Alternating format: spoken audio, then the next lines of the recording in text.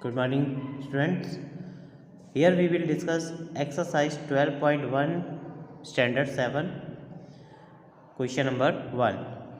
Get an algebraic expression in the following cases using variable, constant and arithmetic operation. Okay student, तो आपको यहाँ पे क्या given होगा, एक स्टेटमेंट दिया है, उस स्टेटमेंट से हमें उसे कन्वर्ट करना है अलजेब्रिक एक्सप्रेशन में।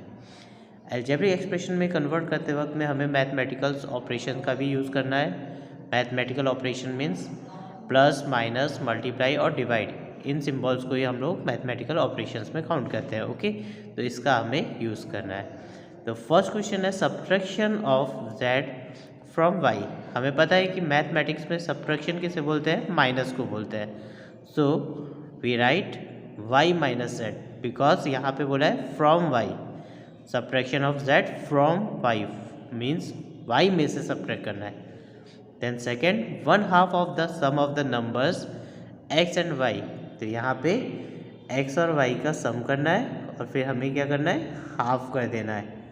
तो देखिए हमने यहाँ पे सम कर दिया एक्स प्लस वाई और इसका क्या करा है, हमने हाफ कर दिया 1/2। Okay, the number z multiply by itself. अपने पास कोई नंबर है z, इसका मल्टीप्लाई हमें z से ही करना है, इटसेल्फ मीन्स उसी से करना है।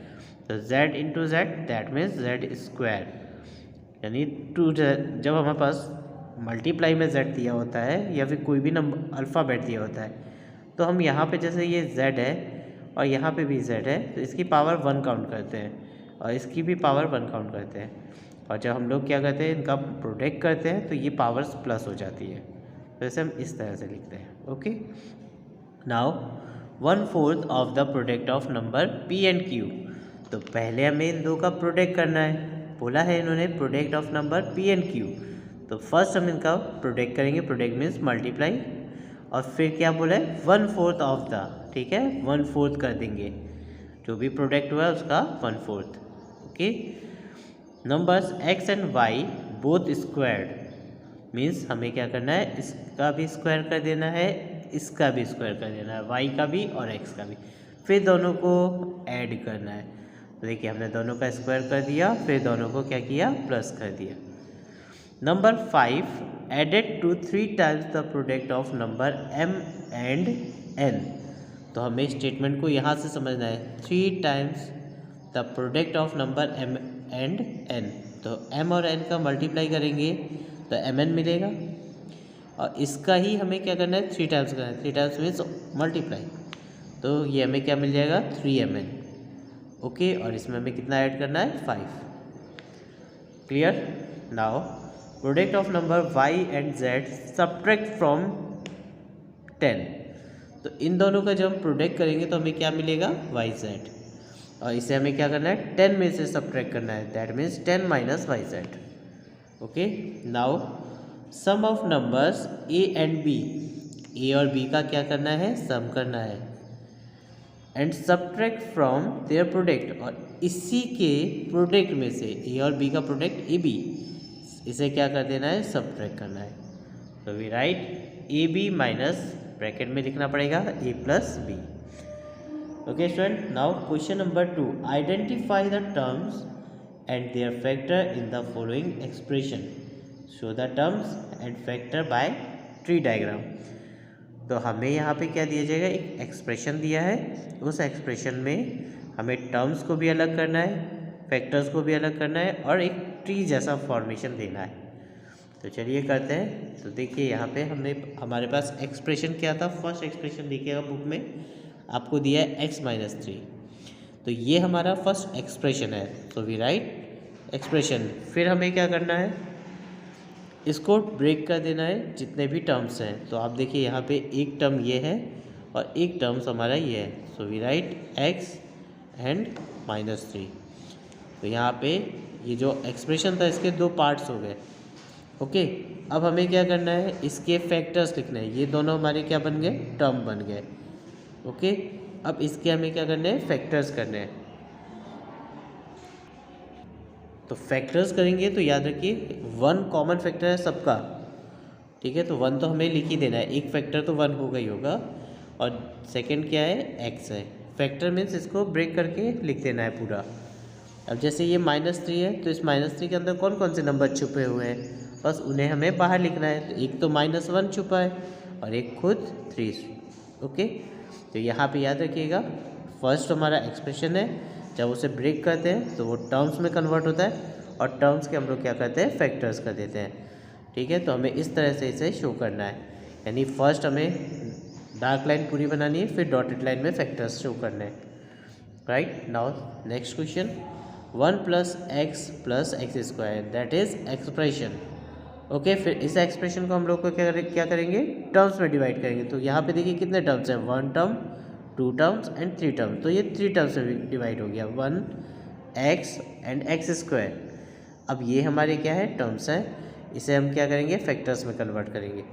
ओके, तो फर्स्ट फैक्टर तो हमें पता ही है क्या होगा, 1 ही रहेगा। तो 1 को भी हम 2 टाइम्स लिख देंगे, कोई इशू नहीं है। फिर अगर हम यहाँ पे देखें तो इसके फैक्टर में हमने आपको सिखाया 1 तो कॉमन होता है, तो एक तो 1 होगा और एक x खुद होगा। फिर सेम इसमें देखिए, इसमें एक 1 है और इसके अंदर कितने x छुपे हुए हैं, 2 x छुपे हैं, तो उसे हमने अलग अलग करके सेपरेटली लिख दिया। Okay, now part c. देखिए पार्ट सी में आपको क्या दिया हुआ है, एक्सप्रेशन दिया है y - y³। इसके अंदर कितने टर्म्स हैं, 2 टर्म्स हैं, एक है y and other is -y³। Okay, ये हमें माइनस लेके चलना है साथ में। तो यहाँ पे आपको पता है y के तो 2 फैक्टर होने ही है, एक तो y है और एक 1 है, ये 2 फैक्टर्स हो गए। इसी तरह यहाँ पे देखिए, तो पहले तो इस माइनस को सेपरेट करने के लिए -1 अलग कर दिया। फिर सेकेंड फैक्टर में हमें पता है y³ लिखा है, इसका मतलब इसके अंदर कितने y हैं, 3y है। So we write y and y। Okay, now part d. Part d में भी हमें क्या दिया है, 5xy² + 7x²y। तो यहाँ पे कितने हमारे फैक्टर्स हैं, कितने टर्म्स हैं, 2 टर्म्स हैं। So we write 5xy² and other is 7x²y।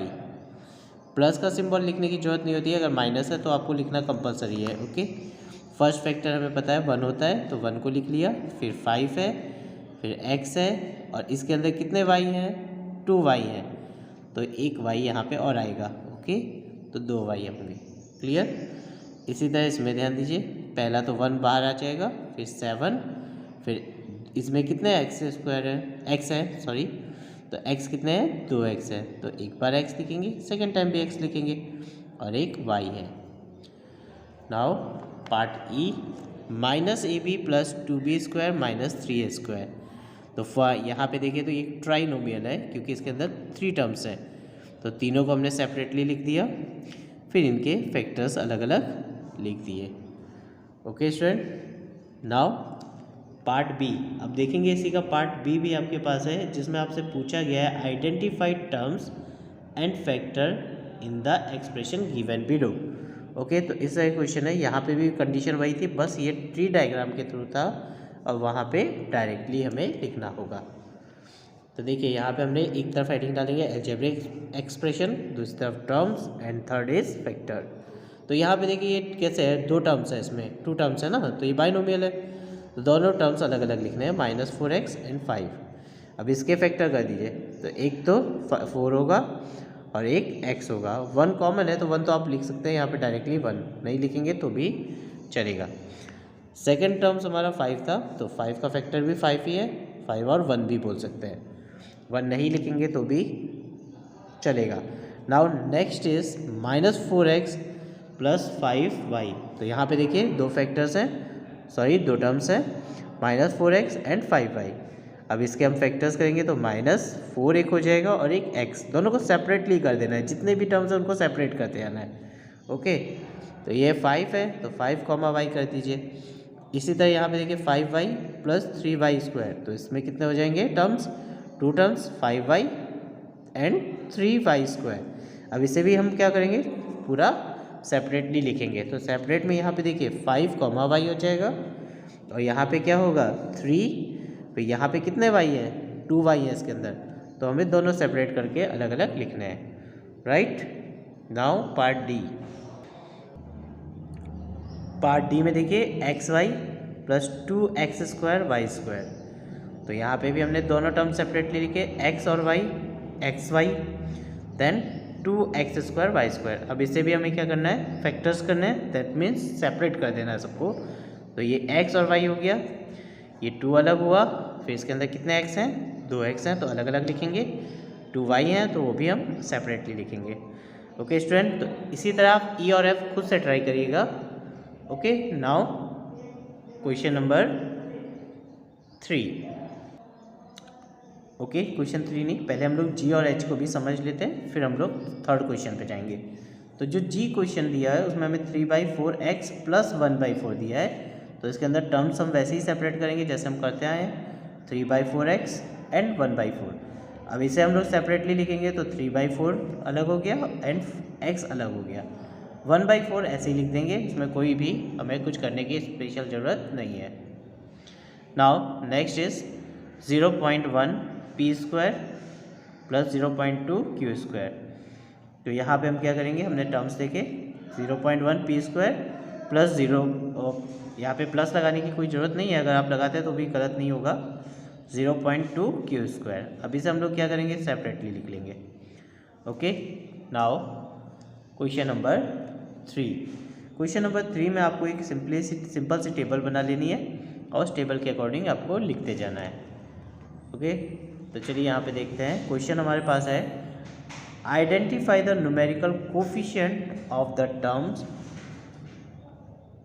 Other than constant. Constant को छोड़ के हमें क्या करना है, वो वाले टर्म्स लिखने हैं जिसमें कोई कोफिशिएंट हो, न्यूमेरिकल कोफिशिएंट। न्यूमेरिकल कोफिशिएंट मतलब कोई नंबर वाला कांस्टेंट, मतलब कोफिशिएंट होना चाहिए इन द फॉलोइंग्स। ओके, तो हमारे पास फर्स्ट एक्सप्रेशन, हम फर्स्ट एक्सप्रेशन डाल देंगे, फिर टर्म्स डालेंगे और फिर कोफिशिएंट। इस तरह से हमें एक टेबल फॉर्म कर देनी है, लाइक दिस।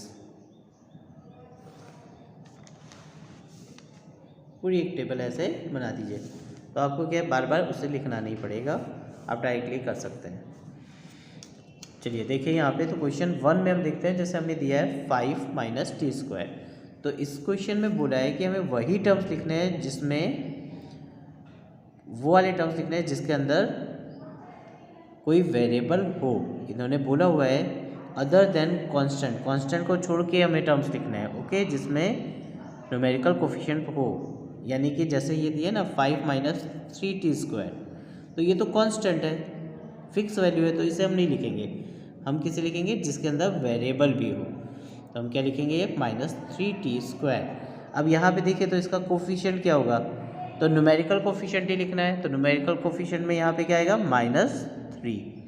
जो भी वेरिएबल है आपका, उस वेरिएबल को आप छोड़ देंगे, उसके अलावा जो भी रह गया वो आपका न्यूमेरिकल कोफिशिएंट कहलाएगा। ओके, देखिए नेक्स्ट क्वेश्चन है 1 + t + t² + t³। तो हमें कांस्टेंट वाले को छोड़ देना है, उसके अलावा जिसमें वेरिएबल है उसे लेना है। तो यहाँ पे वेरिएबल में क्या है हमारे पास, t² एंड t³। तो ये तीनों टर्म्स हमने लिख लिए। अब इसका कोफिशिएंट ढूंढेंगे, तो इसके आगे कुछ भी नहीं दिया है, यानी कि मैथ्स में याद रखिए जहाँ कुछ भी दिखाई ना दे वहाँ पे 1 होता है। ठीक है, तो इसका कोफिशिएंट 1 है, सेम एज इसका भी कोफिशिएंट 1 है और इसका भी कोफिशिएंट 1 है। Okay, now next question, x plus ये 2xy है, इसे ध्यान रखिएगा 2xy है, प्लस 3y। तो यहाँ पे तीनों ही वैल्यू कैसी हैं, वेरिएबल के साथ में, तो हमें तीनों के लिखने पड़ेंगे। तो x, 2xy एंड 3y, ये सारे हमारे टर्म्स हैं जिसमें हमारे पास वेरिएबल है। अब इसका कोफिशिएंट चेक करिए, तो कोफिशिएंट 1 है, क्योंकि आगे कुछ नहीं है। हमने बताया मैथ्स में जहाँ कुछ भी नहीं होता वहाँ 1 होता है। सो 1 is coefficient and here 2 is coefficient and here 3 coefficient. Okay student, तो यहाँ पे ध्यान रखिएगा, यहाँ पे आपको जो क्वेश्चन है उसमें बोला है न्यूमेरिकल कोफिशिएंट। ठीक है, तो यहाँ पे नंबर वाली ही सिर्फ वैल्यू लेनी है। Okay, now this 100m + 1000n, तो टर्म्स हमारे क्या हो गए, 100m और 1000n। अब कोफिशिएंट इसमें क्या है, 100 है, इसमें कोफिशिएंट 1000 है। Okay, same as question 4, question 5, question 6, question 7 आपको करने हैं और क्वेश्चन 9 करना है। क्वेश्चन 8 हम आपको बताते हैं कि आपको कैसे करना है। जैसे हमें पास क्वेश्चन 8 में आप देख रहे होंगे 2 ब्रैकेट में l प्लस बी दिया हुआ है, तो हमें क्या करना है, सबसे पहले इसे ओपन करना है according to distributive property. Okay, तो हम इस 2 का l से मल्टीप्लाई करेंगे तो हमें 12 मिलेगा, इस तरह 2 का b से मल्टीप्लाई करेंगे तो 2b मिलेगा। तो हमारे पास क्या हुआ 12 प्लस 2b। तो हमारे टर्म्स क्या बन गए 12 एंड 2b। अब इसके कोफिशिएंट तो आपको क्लियरली दिखाई दे रहे हैं, वो हमें कितने हैं 2 and 2। Okay, now question 4। Question 4 में भी अब क्वेश्चन सारे लगभग हमारे सेम ही है।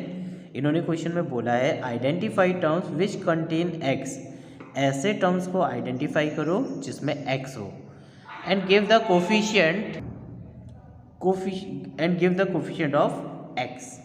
ओके, तो स्टूडेंट हमें करना क्या है, हमारे पास एक एक्सप्रेशन दिया होगा, उस एक्सप्रेशन में जो भी टर्म्स x को कंटेन करता है उसे हमें लिखना है और उसका ही कोफिशिएंट बताना है। ओके, तो देखिए यहाँ पे एक एक्सप्रेशन दिया हुआ है y² प्लस वाई। अब इसमें देखिए x तो ये कंटेन कर रहा है ना, तो हमें सिर्फ यही टर्म्स लिखना है। ओके, अब x का कोफिशिएंट बताना है। तो जब हमने न्यूमेरिकल कोफिशिएंट बोला था तो सिर्फ नंबर वाली वैल्यू ली थी, पर यहाँ पे x का कोफिशिएंट बोला है, तो x को छोड़ के जितना कुछ आपको दिखाई देता है वो सब कोफिशिएंट में है। तो यहाँ पे x को अगर हम छोड़ दें तो हमारे पास क्या है y²। तो y² हमारा क्या बन गया कोफिशिएंट। नेक्स्ट क्वेश्चन में देखिए 13y² माइनस 8yz।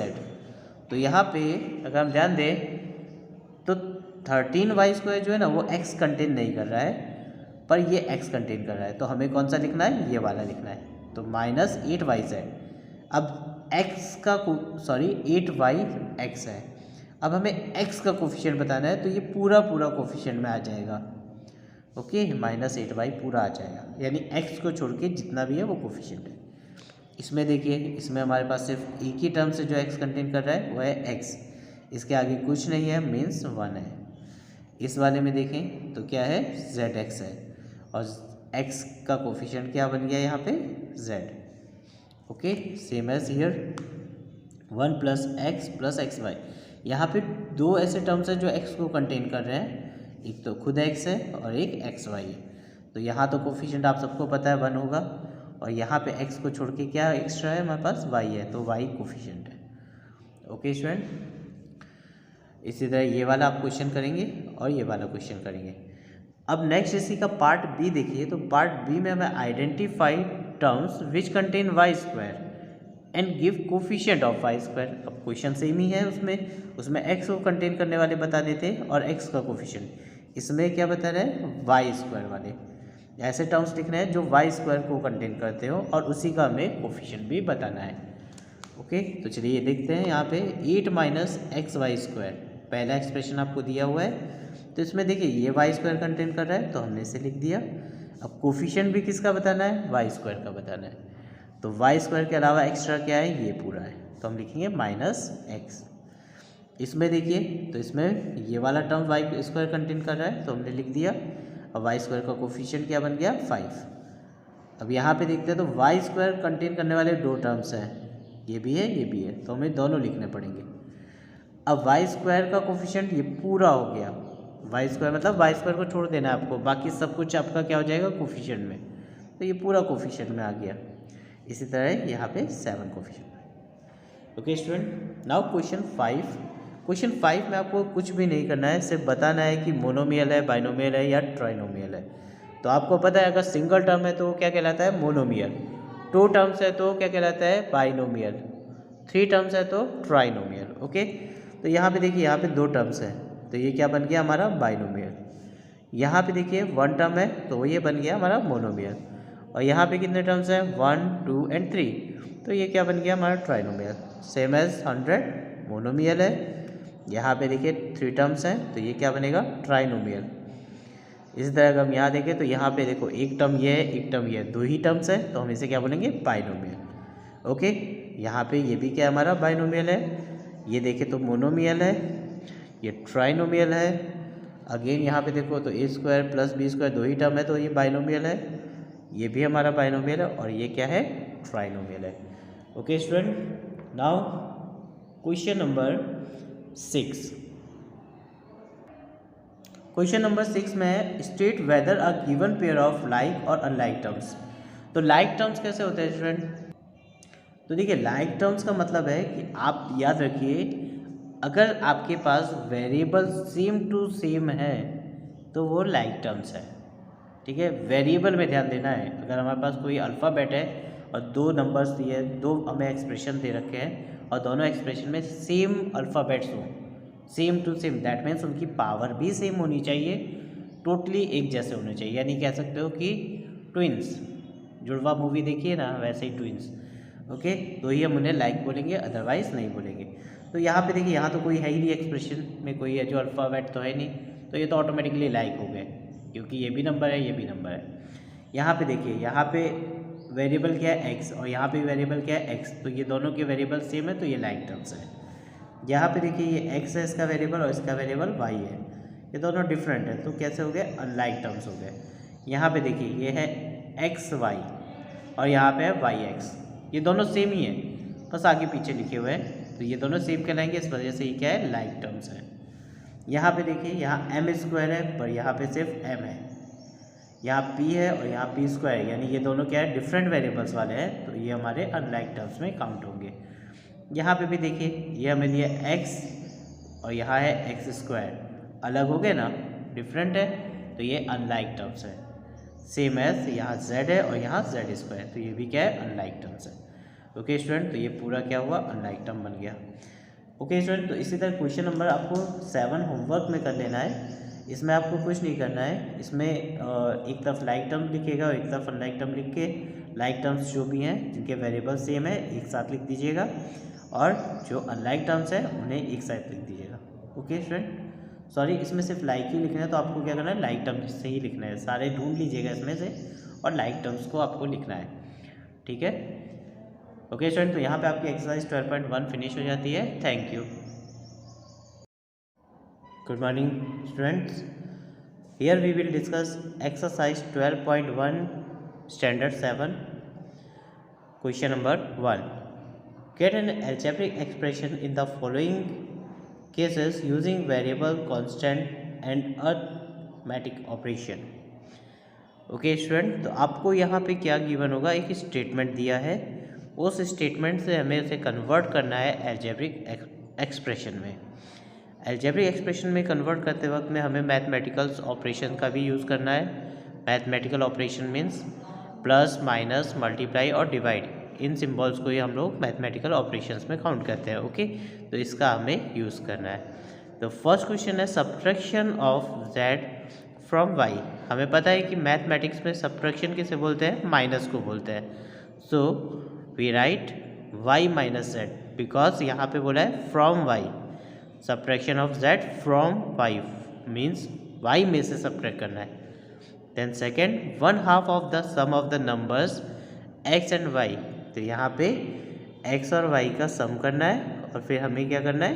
हाफ कर देना है।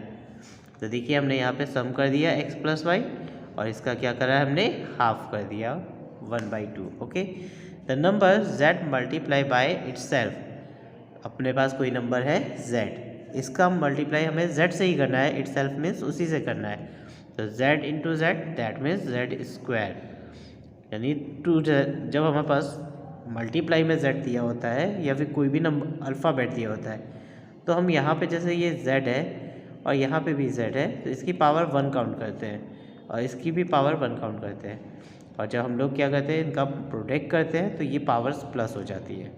तो इसे हम इस तरह से लिखते हैं। Okay, now 1/4 of the product of number p and q। तो पहले हमें इन दो का प्रोडक्ट करना है, बोला है इन्होंने product of number p and q। तो फर्स्ट हम इनका प्रोडक्ट करेंगे, प्रोडक्ट मीन्स मल्टीप्लाई, और फिर क्या बोला है? 1/4 ऑफ द, ठीक है, 1/4 कर देंगे, जो भी प्रोडक्ट हुआ है उसका 1/4। Okay, numbers x and y both squared, means हमें क्या करना है? इसका भी स्क्वायर कर देना है, इसका भी स्क्वायर कर देना है, y का भी और x का भी, फिर दोनों को ऐड करना है। तो देखिए, हमने दोनों का स्क्वायर कर दिया, फिर दोनों को क्या किया? प्लस कर दिया। Number 5 added to 3 times the product of number m and n। तो हमें स्टेटमेंट को यहाँ से समझना है 3 times the product of number m and n। तो m और n का मल्टीप्लाई करेंगे तो mn मिलेगा, और इसका ही हमें क्या करना है 3 टाइम्स करना है। 3 टाइम्स मीन्स मल्टीप्लाई, तो ये हमें क्या मिल जाएगा 3mn। ओके, और इसमें हमें कितना ऐड करना है 5। Clear. Now product of number y and z subtract from 10। तो इन दोनों का जब हम प्रोडक्ट करेंगे तो हमें क्या मिलेगा yz, और इसे हमें क्या करना है 10 में से सब्ट्रैक्ट करना है, that means 10 minus yz। Okay, now sum of numbers a and b, a और b का क्या करना है सम करना है, and subtract from their product, और इसी के प्रोडक्ट में से a और b का प्रोडक्ट ab, इसे क्या कर देना है सब्ट्रैक्ट करना है। तो we write ab minus bracket में लिखना पड़ेगा a plus b। Okay student, now question number 2, identify the terms and their factor in the following expression, show the terms and factor by tree diagram. तो हमें यहाँ पे क्या दिया जाएगा, एक एक्सप्रेशन दिया है, उस एक्सप्रेशन में हमें टर्म्स को भी अलग करना है, फैक्टर्स को भी अलग करना है, और एक ट्री जैसा फॉर्मेशन देना है। तो चलिए करते हैं। तो देखिए यहाँ पे हमारे पास एक्सप्रेशन क्या था, फर्स्ट एक्सप्रेशन देखिएगा बुक में आपको दिया है x-3। तो ये हमारा फर्स्ट एक्सप्रेशन है, तो वी राइट एक्सप्रेशन। फिर हमें क्या करना है, इसको ब्रेक कर देना है जितने भी टर्म्स हैं। तो आप देखिए यहाँ पे एक टर्म ये है और एक टर्म्स हमारा ये है, so we write x and -3। तो यहाँ पे ये जो एक्सप्रेशन था इसके 2 पार्ट्स हो गए। ओके, अब हमें क्या करना है, इसके फैक्टर्स लिखने हैं। ये दोनों हमारे क्या बन गए, टर्म बन गए। ओके, अब इसके हमें क्या करने हैं, फैक्टर्स करने हैं। तो फैक्टर्स करेंगे तो याद रखिए 1 कॉमन फैक्टर है सबका, ठीक है। तो 1 तो हमें लिख ही देना है, एक फैक्टर तो 1 होगा ही होगा, और सेकंड क्या है x है। फैक्टर मीन्स इसको ब्रेक करके लिख देना है पूरा। अब जैसे ये -3 है, तो इस -3 के अंदर कौन कौन से नंबर छुपे हुए हैं, बस उन्हें हमें बाहर लिखना है। तो एक तो -1 छुपा है और एक खुद 3। ओके, तो यहाँ पे याद रखिएगा फर्स्ट हमारा एक्सप्रेशन है, जब उसे ब्रेक करते हैं तो वो टर्म्स में कन्वर्ट होता है, और टर्म्स के हम लोग क्या करते हैं, फैक्टर्स कर देते हैं। ठीक है, तो हमें इस तरह से इसे शो करना है, यानी फर्स्ट हमें डार्क लाइन पूरी बनानी है, फिर डॉटेड लाइन में फैक्टर्स शो करने हैं। Right, now next question, 1 + x that is expression. Okay, फिर इस एक्सप्रेशन को हम लोग को क्या करेंगे, टर्म्स में डिवाइड करेंगे। तो यहाँ पे देखिए कितने टर्म्स हैं, 1 टर्म, 2 टर्म्स एंड 3 टर्म्स। तो ये 3 टर्म्स में डिवाइड हो गया, 1x एंड x²। अब ये हमारे क्या है, टर्म्स हैं, इसे हम क्या करेंगे, फैक्टर्स में कन्वर्ट करेंगे। ओके, तो फर्स्ट फैक्टर तो हमें पता ही है क्या होगा, 1 ही रहेगा। तो 1 को भी हम 2 टाइम्स लिख देंगे, कोई इशू नहीं है। फिर अगर हम यहाँ पे देखें तो इसके फैक्टर में हमने आपको सिखाया 1 तो कॉमन होता है, तो एक तो 1 होगा और एक x खुद होगा। फिर सेम इसमें देखिए, इसमें एक 1 है और इसके अंदर कितने x छुपे हुए हैं, 2x छुपे हैं, तो उसे हमने अलग अलग करके सेपरेटली लिख दिया। Okay, now part c. देखिए पार्ट सी में आपको क्या दिया हुआ है, एक्सप्रेशन दिया है y - y³। इसके अंदर कितने टर्म्स हैं, 2 टर्म्स हैं, एक है y and other is -y³। Okay, ये हमें माइनस लेके चलना है साथ में। तो यहाँ पे आपको पता है y के तो 2 फैक्टर होने ही है, एक तो y है और एक 1 है, ये 2 फैक्टर्स हो गए। इसी तरह यहाँ पे देखिए, तो पहले तो इस माइनस को सेपरेट करने के लिए -1 अलग कर दिया, फिर सेकेंड फैक्टर में हमें पता है y³ लिखा है, इसका मतलब इसके अंदर कितने y हैं, 3y है। So we write y and y। Okay, now part D.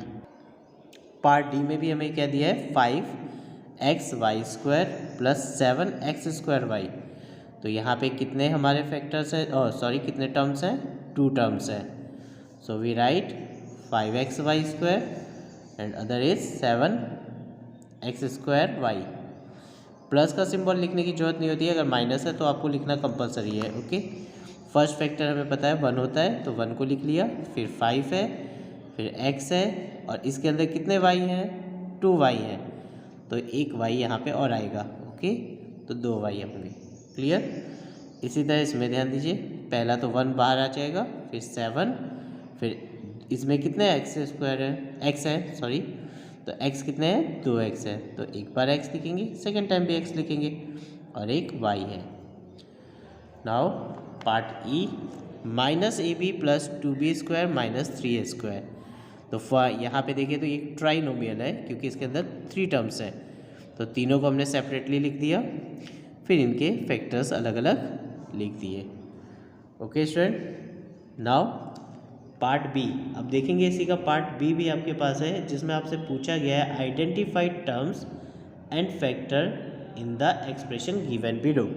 Okay, तो इस तरह क्वेश्चन है, यहाँ पे भी कंडीशन वही थी, बस ये ट्री डायग्राम के थ्रू था और वहाँ पे डायरेक्टली हमें लिखना होगा।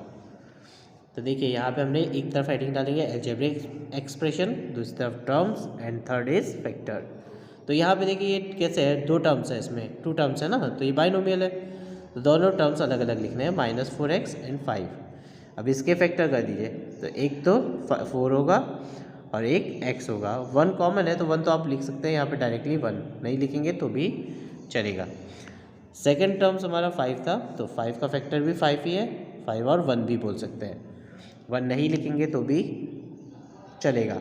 Now next is -4x plus 5y। तो यहाँ पे देखिए 2 फैक्टर्स हैं, सॉरी 2 टर्म्स हैं, -4x एंड 5y। अब इसके हम फैक्टर्स करेंगे तो -4 एक हो जाएगा और एक x, दोनों को सेपरेटली कर देना है, जितने भी टर्म्स हैं उनको सेपरेट करते जाना है। ओके, तो ये 5 है तो 5, y कर दीजिए। इसी तरह यहाँ पे देखिए 5y प्लस 3y स्क्वायर, तो इसमें कितने हो जाएंगे terms, 2 terms 5y and 3y square. अब इसे भी हम क्या करेंगे, पूरा सेपरेटली लिखेंगे, तो सेपरेट में यहाँ पे देखिए 5, y हो जाएगा, और यहाँ पे क्या होगा 3, फिर यहाँ पे कितने y है 2y है इसके अंदर, तो हमें दोनों सेपरेट करके अलग अलग लिखने हैं। Right. Now part d, part d में देखिए xy plus 2x square y square. तो यहाँ पे भी हमने दोनों टर्म सेपरेटली लिखे, x और y, xy then 2x square y square. अब इसे भी हमें क्या करना है, फैक्टर्स करने हैं, दैट मीन्स सेपरेट कर देना है सबको। तो ये x और y हो गया, ये 2 अलग हुआ, फिर इसके अंदर कितने x हैं 2x हैं तो अलग अलग लिखेंगे, 2y हैं तो वो भी हम सेपरेटली लिखेंगे। ओके स्टूडेंट, तो इसी तरह आप ई और एफ खुद से ट्राई करिएगा। Okay, now question number 3। Okay, question 3 नहीं, पहले हम लोग जी और एच को भी समझ लेते हैं, फिर हम लोग थर्ड क्वेश्चन पे जाएंगे। तो जो जी क्वेश्चन दिया है उसमें हमें 3/4x प्लस 1/4 दिया है, तो इसके अंदर टर्म्स हम वैसे ही सेपरेट करेंगे जैसे हम करते आए हैं, 3/4x एंड 1/4। अब इसे हम लोग सेपरेटली लिखेंगे तो 3/4 अलग हो गया एंड x अलग हो गया, 1/4 ऐसे ही लिख देंगे, इसमें कोई भी हमें कुछ करने की स्पेशल ज़रूरत नहीं है। Now next is 0.1 p square plus 0.2 q square.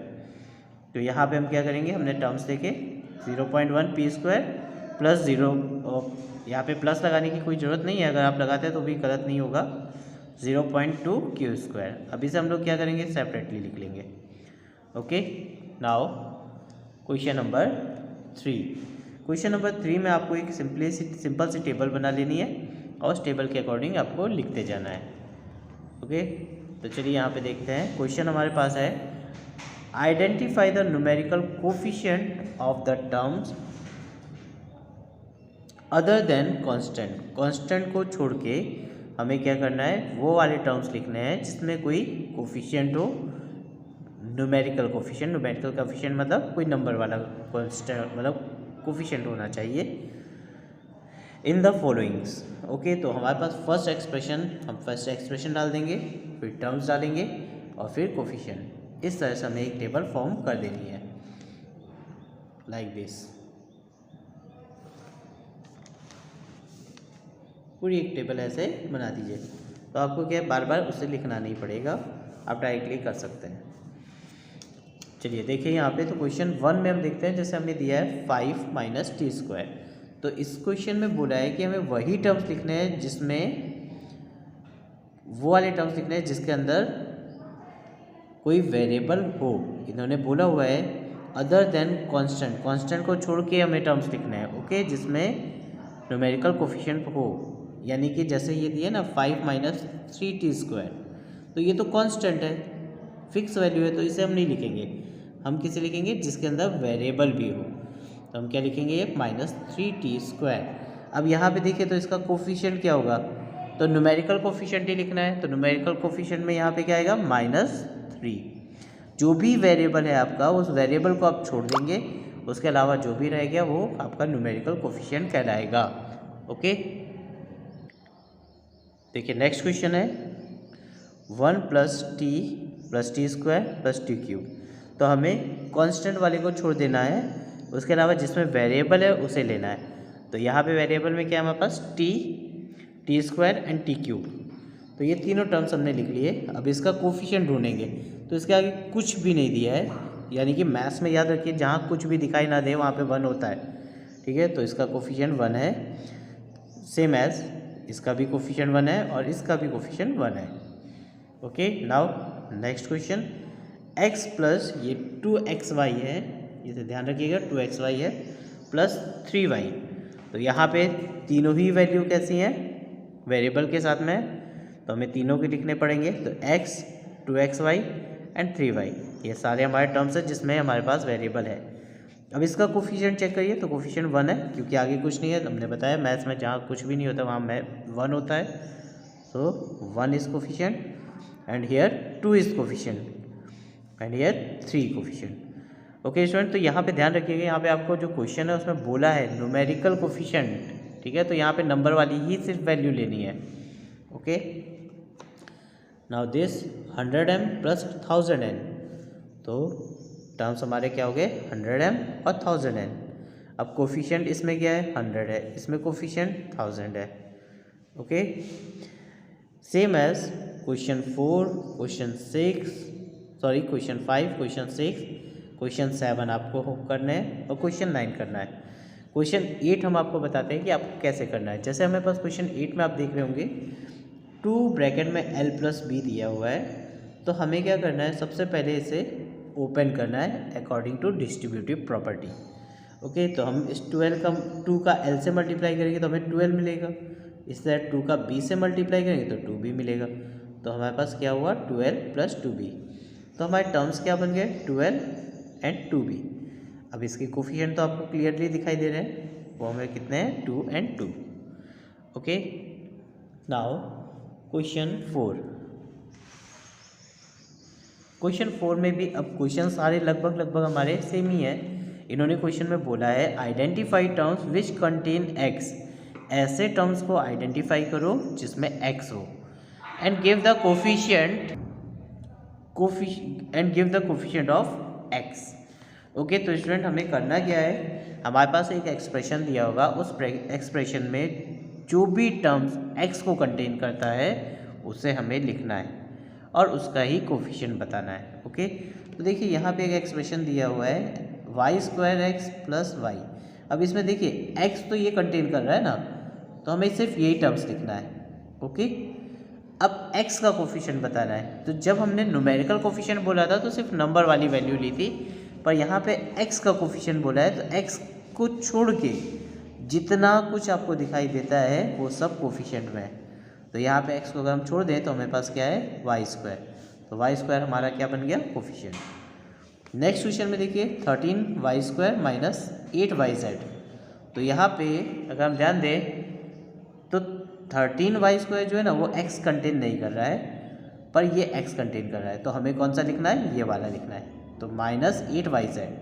अब x का 8yx है, अब हमें x का कोफिशिएंट बताना है, तो ये पूरा कोफिशिएंट में आ जाएगा, ओके, -8y पूरा आ जाएगा, यानी x को छोड़ के जितना भी है वो कोफिशिएंट है। इसमें देखिए, इसमें हमारे पास सिर्फ एक ही टर्म से जो x कंटेन कर रहा है वो है x, इसके आगे कुछ नहीं है, मीन्स 1 है। इस वाले में देखें तो क्या है zx है, और x का कोफिशिएंट क्या बन गया यहाँ पे z, okay. Same as here 1 + x + xy। यहाँ पे दो ऐसे टर्म्स हैं जो x को कंटेन कर रहे हैं, एक तो खुद x है और एक xy है। तो यहाँ तो कोफिशिएंट आप सबको पता है 1 होगा, और यहाँ पे x को छोड़ के क्या एक्स्ट्रा है हमारे पास, y है, तो y कोफिशिएंट है। ओके स्टूडेंट, इसी तरह ये वाला आप क्वेश्चन करेंगे और ये वाला क्वेश्चन करेंगे। अब नेक्स्ट इसी का पार्ट बी देखिए, तो पार्ट बी में हमें identify terms which contain y square and give coefficient of y square. अब क्वेश्चन सेम ही है, उसमें x को कंटेन करने वाले बता देते और x का कोफिशिएंट। इसमें क्या बता रहे हैं, वाई स्क्वायर वाले ऐसे टर्म्स लिखने हैं जो वाई स्क्वायर को कंटेन करते हो और उसी का हमें कोफिशिएंट भी बताना है। ओके, तो चलिए देखते हैं यहाँ पे 8 माइनस एक्स वाई स्क्वायर पहला एक्सप्रेशन आपको दिया हुआ है। तो इसमें देखिए ये वाई स्क्वायर कंटेन कर रहा है तो हमने इसे लिख दिया। अब कोफिशिएंट भी किसका बताना है, वाई स्क्वायर का बताना है। तो वाई स्क्वायर के अलावा एक्स्ट्रा क्या है, ये पूरा है, तो हम लिखेंगे माइनस एक्स। इसमें देखिए तो इसमें ये वाला टर्म वाई स्क्वायर कंटेन कर रहा है तो हमने लिख दिया।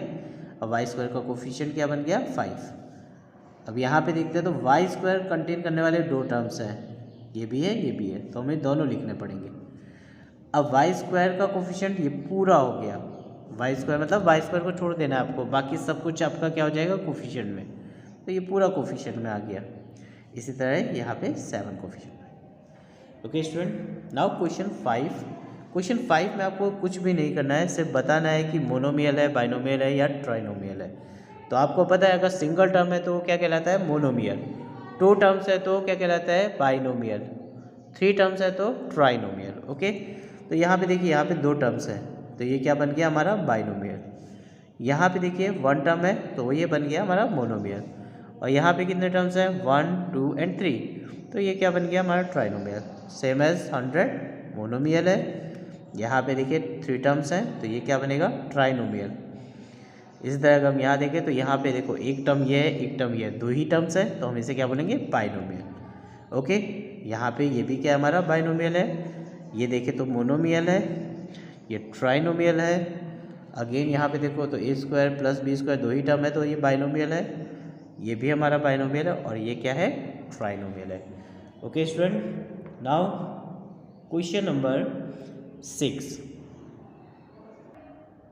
क्वेश्चन नंबर 6 में state whether a given pair of like और अनलाइक टर्म्स। तो लाइक टर्म्स कैसे होते हैं स्टूडेंट, तो देखिए लाइक टर्म्स का मतलब है कि आप याद रखिए अगर आपके पास वेरिएबल सेम टू सेम है तो वो लाइक टर्म्स है। ठीक है, वेरिएबल में ध्यान देना है। अगर हमारे पास कोई अल्फ़ाबेट है और 2 नंबर्स दिए, 2 हमें एक्सप्रेशन दे रखे हैं और दोनों एक्सप्रेशन में सेम अल्फ़ाबेट्स हों, same to same, that means उनकी पावर भी सेम होनी चाहिए, टोटली एक जैसे होने चाहिए। यानी कह सकते हो कि ट्विंस, जुड़वा मूवी देखिए ना, वैसे ही ट्विंस। ओके, तो ही हम उन्हें लाइक बोलेंगे, अदरवाइज़ नहीं बोलेंगे। तो यहाँ पे देखिए यहाँ तो कोई है ही नहीं एक्सप्रेशन में, कोई है जो अल्फ़ाबेट तो है नहीं, तो ये तो ऑटोमेटिकली लाइक हो गए क्योंकि ये भी नंबर है ये भी नंबर है। यहाँ पे देखिए यहाँ पे वेरिएबल क्या है, x, और यहाँ पे वेरिएबल क्या है, x, तो ये दोनों के वेरिएबल सेम है तो ये लाइक टर्म्स है। यहाँ पे देखिए ये x है इसका वेरिएबल और इसका वेरिएबल y है, ये दोनों डिफरेंट है तो कैसे हो गए, अनलाइक टर्म्स हो गए। यहाँ पे देखिए ये है xy और यहाँ पे है yx, ये दोनों सेम ही है, बस आगे पीछे लिखे हुए हैं तो ये दोनों सेम कहलाएंगे, इस वजह से ये क्या है, लाइक टर्म्स है। यहाँ पे देखिए यहाँ m² है पर यहाँ पे सिर्फ m है, यहाँ p है और यहाँ p² है, यानी ये दोनों क्या है, डिफरेंट वेरिएबल्स वाले हैं तो ये हमारे अनलाइक टर्म्स में काउंट होंगे। यहाँ पे भी देखिए ये हमें दिया x और यहाँ है x², अलग हो गए ना, डिफरेंट है तो ये अनलाइक टर्म्स है। सेम एज यहाँ z है और यहाँ z², तो ये भी क्या है, अनलाइक टर्म्स है। ओके स्टूडेंट, तो ये पूरा क्या हुआ, अनलाइक टर्म बन गया। ओके स्टूडेंट, तो इसी तरह क्वेश्चन नंबर आपको 7 होमवर्क में कर लेना है। इसमें आपको कुछ नहीं करना है, इसमें एक तरफ लाइक टर्म लिखिएगा और एक तरफ अनलाइक टर्म लिख के लाइक टर्म्स जो भी हैं जिनके वेरिएबल सेम है एक साथ लिख दीजिएगा और जो अनलाइक टर्म्स है उन्हें एक साथ लिख दीजिएगा। ओके स्टूडेंट, सॉरी इसमें सिर्फ लाइक ही लिखना है तो आपको क्या करना है, लाइक टर्म्स से ही लिखना है, सारे ढूंढ लीजिएगा इसमें से और लाइक टर्म्स को आपको लिखना है। ठीक है, ओके स्टूडेंट, तो यहाँ पे आपकी एक्सरसाइज 12.1 फिनिश हो जाती है। Thank you.